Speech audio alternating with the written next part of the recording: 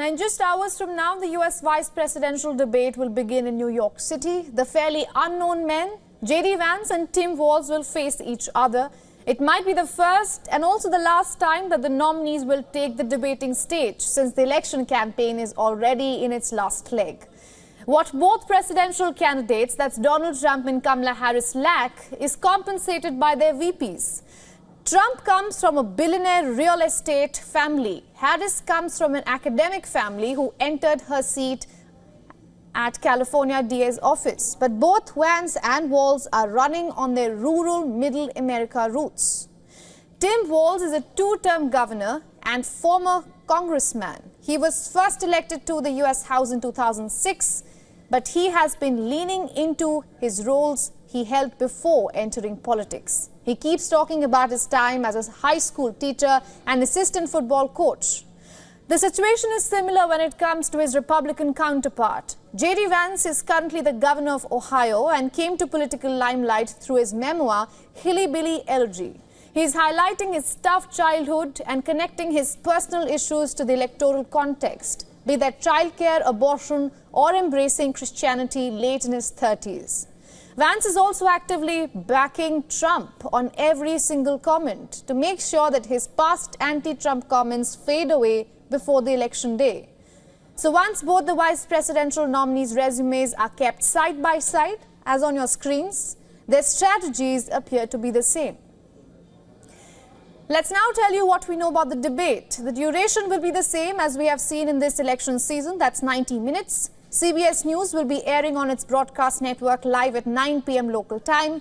A few rules are different than the presidential debates. The two sides have agreed that the microphones will be hot throughout. CBS's anchors Nora O'Donnell and Margaret Brennan will moderate the debate. But the media network has already clarified that it would be up to the candidates and not the moderators to fact-check each other in real time. Each candidate will have 2 minutes for a closing statement. Vance won a virtual coin toss and hence will speak last. And just like the presidential debates, there will be no live audience tonight either.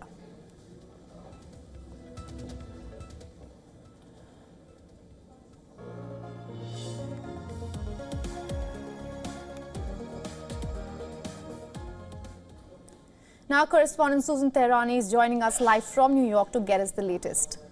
Susan, good to see you. How are the two men preparing for the big night? Yeah, preparations are underway. We do know that for Tim Walz, Transportation Secretary Pete Buttigieg has been standing in. And also there has been sort of this debate camp going on. JD Vance, he doesn't really have that kind of traditional preparation.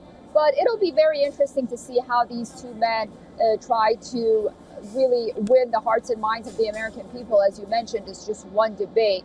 So, those preparations are underway, but I think a lot of Americans are going to be looking to see, first of all, front and center is going to be the response to Hurricane Helene on the one hand, and then also foreign policy, which usually doesn't really fare at vice presidential debates, and it's not the first few questions.